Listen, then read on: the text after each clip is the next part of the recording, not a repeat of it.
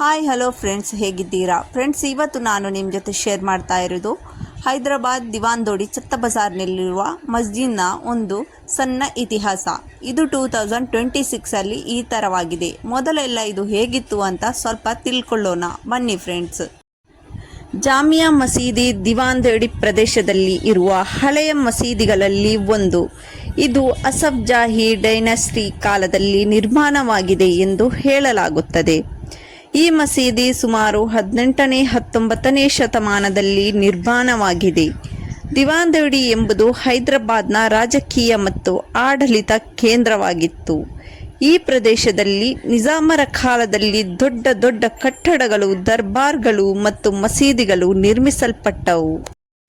ಹೈದರಾಬಾದ್ನ ದಿವಾಂದೋಡಿ ಹೈದರಾಬಾದ್ನ ನಿಜಾಮರ ದಿವಾನರ ನಿವಾಸವಾಗಿತ್ತು. ಇದು ಒಮ್ಮೆ ಭವ್ಯ ಅರಮನೆಯಾಗಿತ್ತು. ಇಂದಿಗೂ ಹಳೆಯ ಕಟ್ಟಡಗಳ ಅವಶೇಷಗಳು ಕಾಣುತ್ತವೆ. ಮಸೀದಿ ಈ ಪ್ರದೇಶದ ಧಾರ್ಮಿಕ ಕೇಂದ್ರವಾಗಿದೆ. ಜಾಮಿಯಾ ಮಸೀದಿ ತುಂಬಾ ಸುಂದರ ಇಸ್ಲಾಮಿಕ್ ಶೈಲಿಯಲ್ಲಿ ನಿರ್ಮಿಸಲಾಗಿದೆ. ದೊಡ್ಡ ಪ್ರಾರ್ಥನಾ ಹಾಲ್, ಗೋಪುರದಂತಿರುವ ಮಿನಾರೆಟ್ಗಳು, ಆರ್ಚ್ಗಳು, ವಕ್ರದ್ವಾರಗಳು, ಒಳಭಾಗದಲ್ಲಿ ಸರಳ ಆದರೆ ಶಾಂತ ವಾತಾವರಣ. ಇದು ಹಳೆಯ ಹೈದರಾಬಾದ್ ಶೈಲಿಯ ಮಸೀದಿಗಳಲ್ಲಿ ಒಂದಾಗಿ ಪರಿಗಣಿಸಲಾಗಿದೆ. ಇಲ್ಲಿ ಪ್ರತಿದಿನ ನಮಾಜ್ ನಡೆಯುತ್ತದೆ. ಶುಕ್ರವಾರ ದೊಡ್ಡ ಸಂಖ್ಯೆಯಲ್ಲಿ ಜನರು ಬರುತ್ತಾರೆ. ರಂಜಾನ್ ಸಮಯದಲ್ಲಿ ಹೆಚ್ಚು ಜನಸಂದಣಿ. ಈ ಮಸೀದಿ ಸ್ಥಳೀಯ ಮುಸ್ಲಿಂ ಸಮುದಾಯಕ್ಕೆ ಮುಖ್ಯ ಪ್ರಾರ್ಥನಾ ಸ್ಥಳವಾಗಿದೆ. ಇಲ್ಲಿಯ ಕುತೂಹಲಕರ ಸಂಗತಿಗಳು: ದಿವಾಂದೋಡಿ ಪ್ರದೇಶವು ನಿಜಾಮರ ಕಾಲದ ಶಕ್ತಿ ಕೇಂದ್ರವಾಗಿತ್ತು. ಮಸೀದಿ ಸ್ಥಳೀಯರಿಗೆ ಮಾತ್ರ ಹೆಚ್ಚು ಪರಿಚಿತ, ಟೂರಿಸ್ಟ್ಗಳಿಗೆ ಕಡಿಮೆ ಗೊತ್ತಿದೆ. ಹಳೆಯ ಹೈದರಾಬಾದ್ನ ನಿಜವಾದ ಸಂಸ್ಕೃತಿಯನ್ನು ಇಲ್ಲಿ ನೀವು ಅನುಭವಿಸಬಹುದು. ಜಾಮಿಯಾ ಮಸೀದಿ ಹೈದರಾಬಾದ್ನ ಹಳೆಯ ನಗರದ ಭಾಗದಲ್ಲಿ ಚಾರ್ಮಿನಾರ್ ಸಮೀಪದಲ್ಲಿರುವ ದಿವಾಂದೋಡಿ ಪ್ರದೇಶದಲ್ಲಿ ಇದೆ. ಈ ಮಸೀದಿ ಹೈದರಾಬಾದ್ನ ಇತಿಹಾಸ, ಸಂಸ್ಕೃತಿ ಮತ್ತು ಇಸ್ಲಾಮಿಕ್ ಪರಂಪರೆಯ ಒಂದು ಪ್ರಮುಖ ಭಾಗವಾಗಿದೆ. ಜಾಮಿಯಾ ಮಸೀದಿಯ ನಿರ್ಮಾಣ ಕುತುಬ್ ಶಾಹಿ ಕಾಲದಲ್ಲಿ 16ನೇ 17ನೇ ಶತಮಾನ ನಡೆದಿದೆ.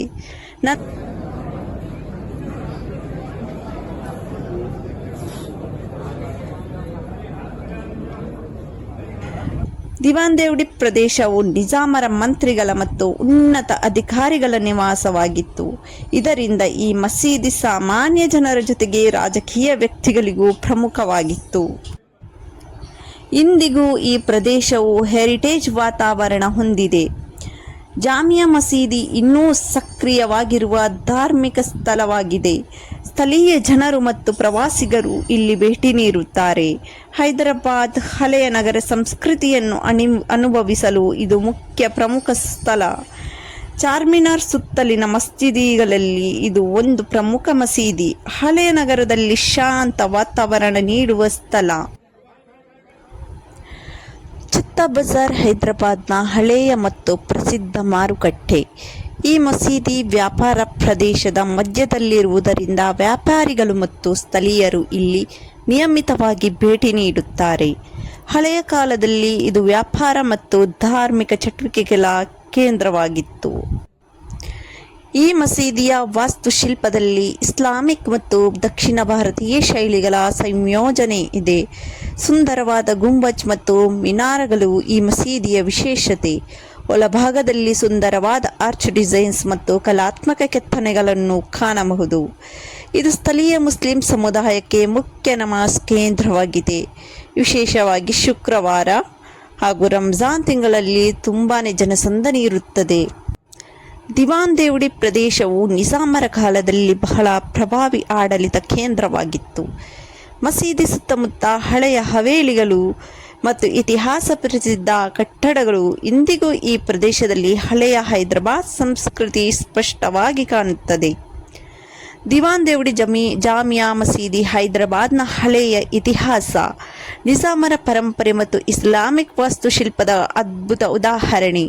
ಇದು ಕೇವಲ ಮಸೀದಿ ಮಾತ್ರವಲ್ಲ, ಒಂದು ಸಂಸ್ಕೃತಿ ಮತ್ತು ಇತಿಹಾಸದ ಜೀವನ ಸ್ಮಾರಕವಾಗಿದೆ. ಇದೇ ಥರ ನನ್ನ ಚಾನಲ್ನಲ್ಲಿ ಇನ್ನೂ ಹೆಚ್ಚಿನ ನಿಮಗೆ ಡೀಟೇಲ್ಸ್ಗೋಸ್ಕರ ನನ್ನ ಚಾನಲನ್ನು ಸಬ್ಸ್ಕ್ರೈಬ್ ಮಾಡಿಲ್ಲ ಅಂದರೆ ಪ್ಲೀಸ್ ಫ್ರೆಂಡ್ಸ್ ಸಬ್ಸ್ಕ್ರೈಬ್ ಮಾಡಿ, ಲೈಕ್ ಮಾಡಿ ಹಾಗೂ ನಿಮ್ಮ ಫ್ಯಾಮಿಲಿ ಫ್ರೆಂಡ್ಸ್ಗೆಲ್ಲ ಶೇರ್ ಮಾಡಿ.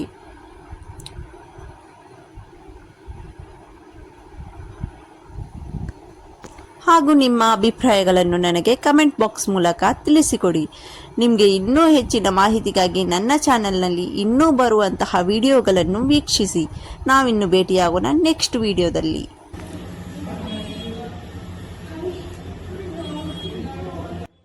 ಇದರ ಬಗ್ಗೆ ಚರಿತ್ರೆ ಹೇಳಲು ಹೋದರೆ ಈ ಚರಿತ್ರೆ ಮುಗಿಯದಷ್ಟುಂಟು. ಅದಕ್ಕೋಸ್ಕರ ಫ್ರೆಂಡ್ಸ್ ನಾನೊಂದು ಶಾರ್ಟ್ ಕಟ್ ಆಗಿ ಇದರ ಚರಿತ್ರೆಯನ್ನು ಸಣ್ಣದಾಗಿ ನಿಮ್ಮ ಜೊತೆ ಶೇರ್ ಮಾಡಿದ್ದೇನೆ.